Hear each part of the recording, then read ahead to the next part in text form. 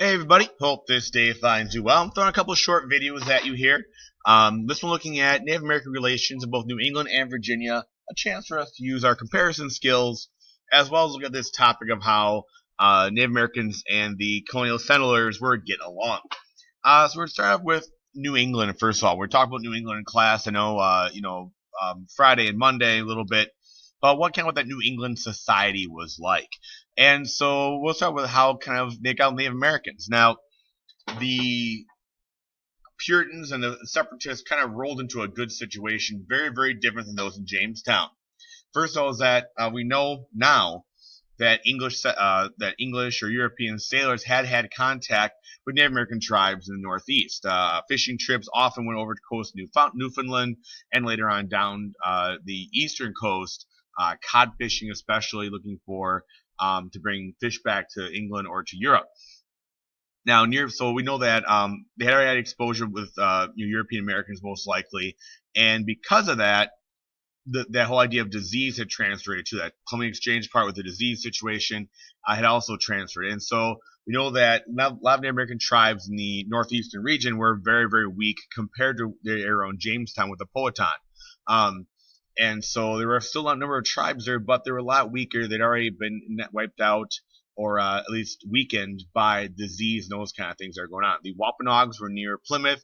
You always hear the story of Squanto and how consideration was helped between the two that way. And early on, the Plymouth plantation, the Plymouth of separatists do sign a treaty, and you got the famous story of the first Thanksgiving, which actually wasn't a holiday until 1863, and all kind of stuff going down. We talk about this in class too a little bit. Fast forward a few years, we have Puritans rolling in now. So you can see on the map right here, you can see where Plymouth is right here by the Wampanoags. But now you got other people moving in. So to the north here, you see Boston, Salem, and that's the area that was kind of colonized by the Massachusetts Bay Colony.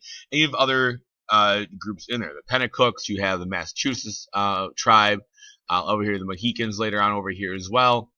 And so you have a lot more tribes that are kind of moving in. As we talked about, as more settlers move in, you're going to have more possible problems because of that. And so you have the Pequots, who are a very, very powerful tribe in this area, located down here, what's now modern-day Connecticut, right down here. As colonial settlers moved in, the Pequots are kind of like, yeah, we're not moving.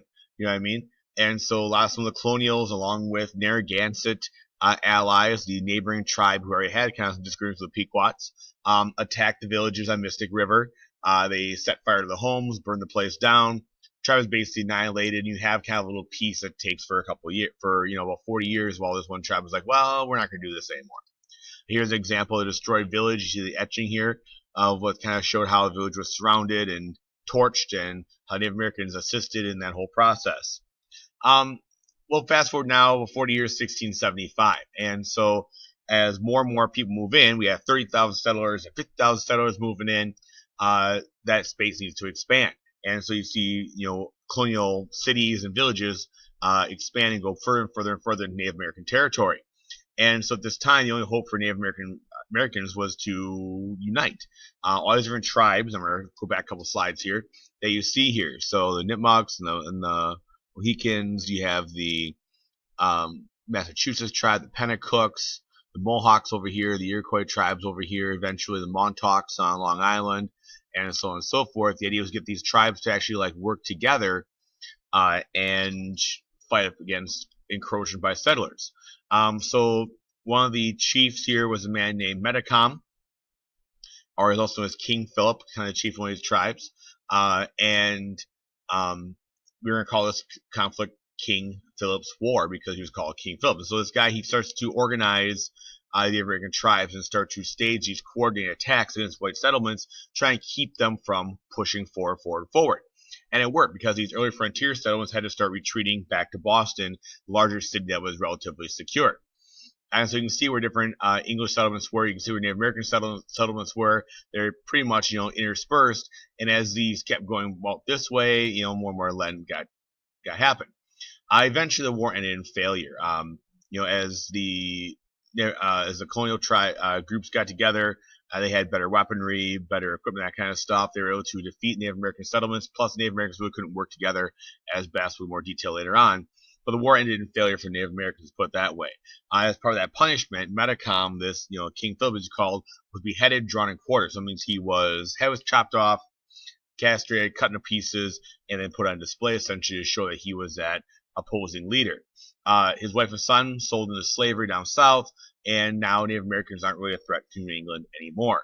And after that, you never see a lot of Native American conflict in New England past that, except for when you see, Native American tribes take a side in the upcoming conflicts like the French Indian War and the American Revolution later on.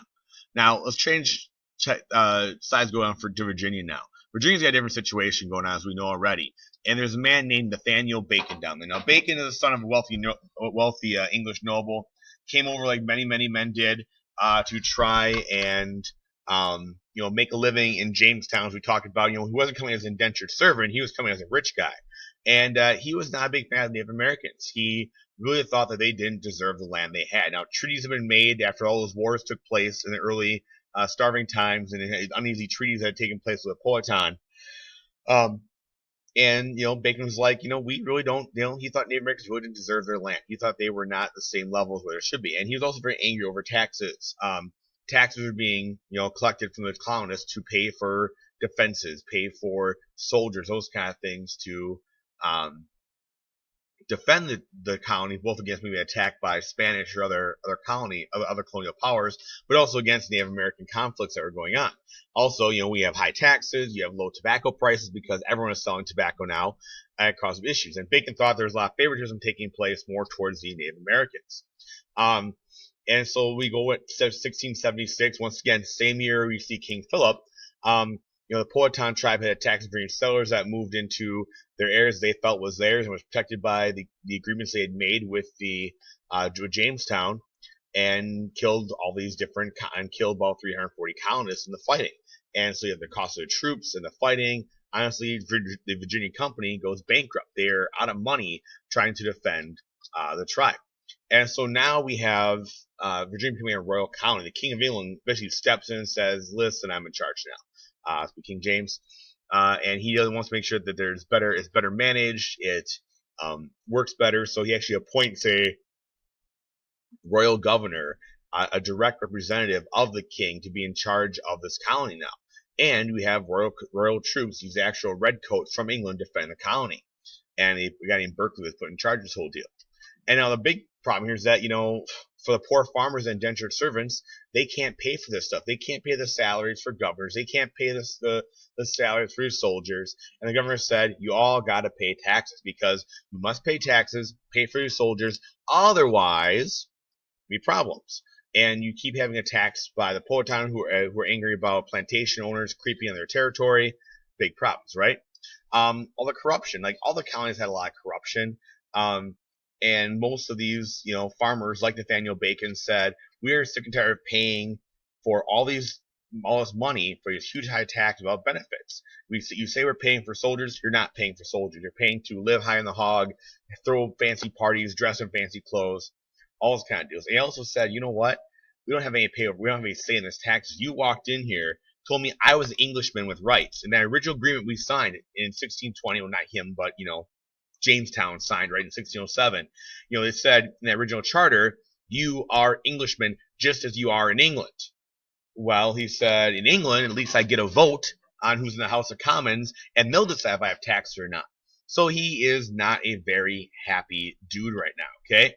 And so Bacon decides to use his own, violence to prove his point. He gets a whole army together of ragtag, indentured servants, landless planters who had lost their land because it was possessed by the government because not paying taxes.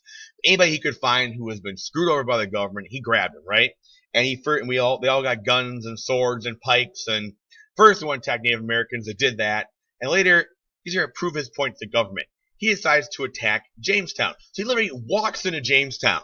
They don't have much for guns, don't have much for defenses really. Burns down that House of Burgesses. This is the capital of Virginia, the State House of Virginia. Burns it to the ground to prove his point. So you can see the pictures here. You have some images of Bacon. So here you see here's Bacon shooting. Here's Bacon as well, asking for the surrender of people, all those kind of things. Eventually, he is arrested though as rebellion is put down by English troops. He dies of illness. He's not arrested. He dies of illness. Most of the revolutionaries are arrested. The rebellion is put down by actual redcoats. The king is very unhappy how this works out. He recalls the governor, and we're starting to see some seeds of anger by the colonies over in terms of how things are being run.